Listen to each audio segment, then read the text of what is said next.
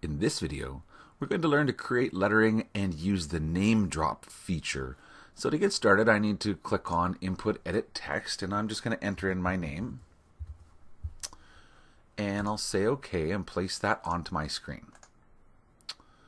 So once I have some lettering on my screen, if I select that and right-click, I get the option for NameDrop. So I'll go ahead and select NameDrop. And it brings me to a window, and you can see the name Trevor's already sort of loaded into my list of name drops. And I could start adding names to this right now. I just type in the name Eleanor, push add. How about add in Jason? Press add. Christine, add. And you can build your list of names by simply typing them in and pushing add.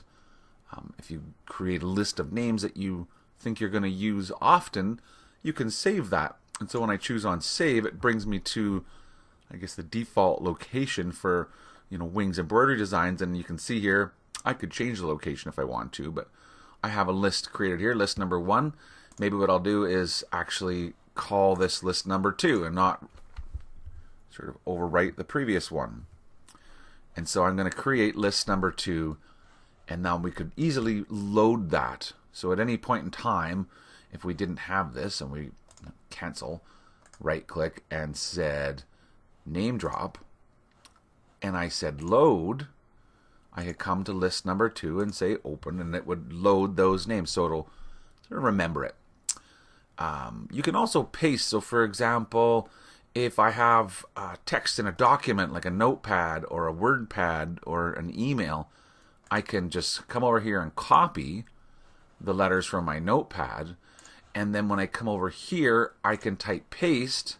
Now what's going to happen, some of the names are the same because I'd already loaded them, so I would probably want to go in and just remove. So you can also, as much as you can load, paste, save, you can delete names as well. So I'm going to delete Eleanor, delete Jason, delete Christine, and delete Trevor. And so I'm left with Trevor, Jason, Peter, Christine, Eleanor, Betty. 6 names. And so the next step is to choose whether or not you want to have the designs separate. And if I choose separate designs, it will save each name as its own embroidery design. If I don't choose separate designs, then it'll save all of these names over top of each other. So I'm going to go ahead and do that and say OK. So it saves all of the names over the same center point. And there'll be a stop command in between each name. So it's going to show Trevor and then stop. Then it's going to show Jason and then stop.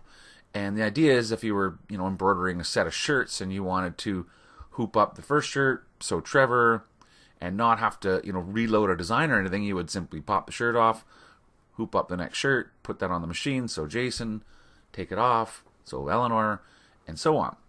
And so that would be the reason to not choose separate designs. Now if I undo this action, right click and say NameDrop, and maybe we'll just hit paste and just delete the one duplicate. So here we've got our list again, and this time I'll choose separate designs just to show the difference. So what it's done is it's generated an individual design for each name in the list. If I look, you'll see that, well, the first one would have Trevor in it, and then the next one's going to have Jason, and sort of going down the list, all of the names have been saved. And so you can use that to create an individual design for each name versus having them just simply separated with the stop command in between. So I'm just deleting all these names now that I just made.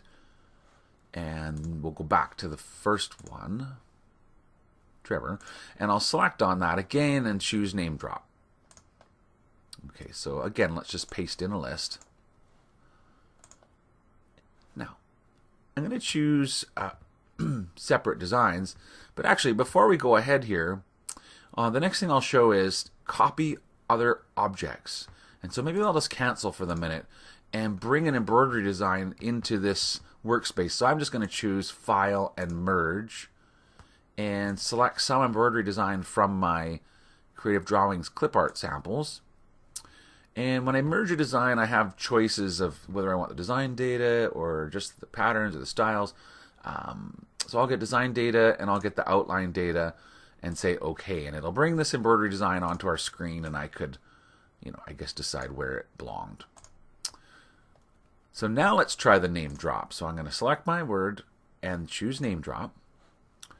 Paste in my list and remove the one that I don't need.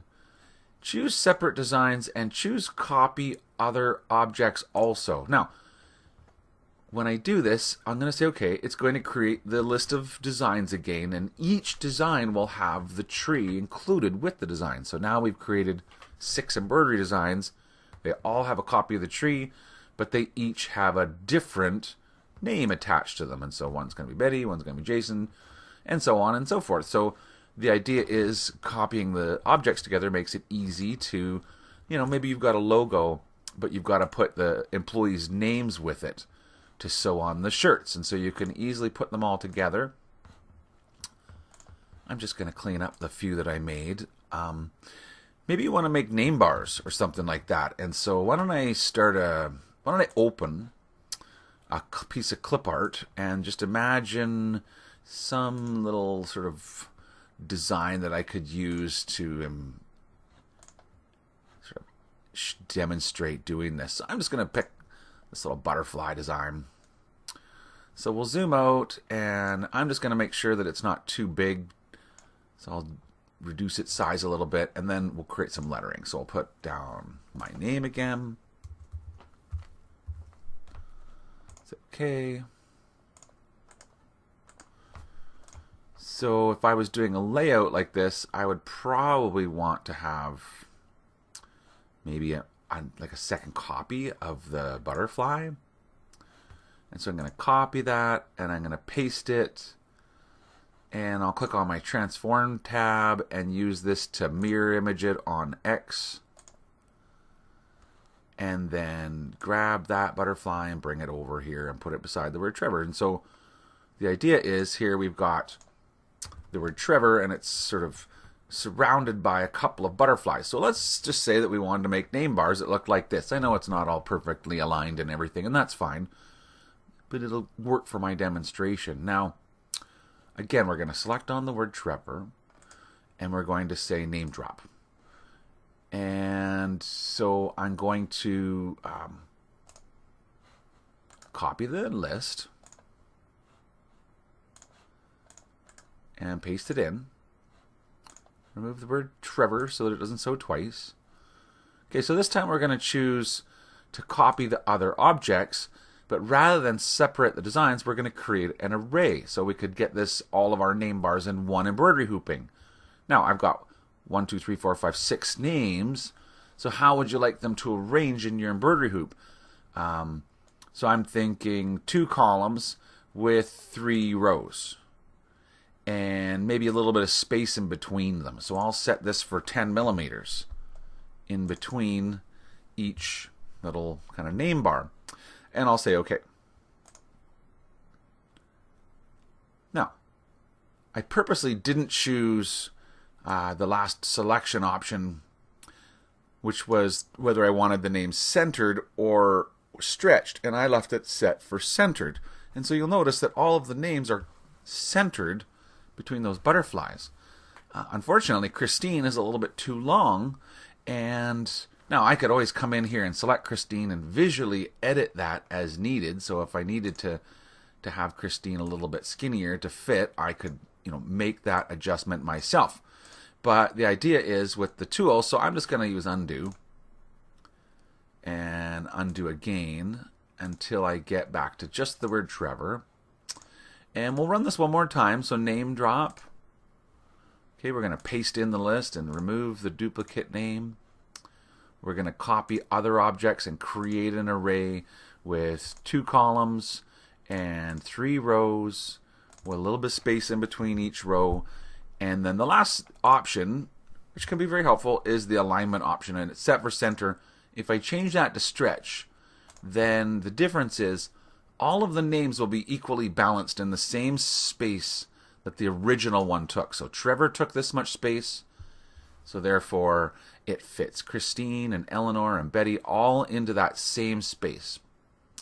So that's the NameDrop tool, and I think you can see how it can be used to create, very quickly create results that can be utilizable in sort of a professional manner for creating duplicates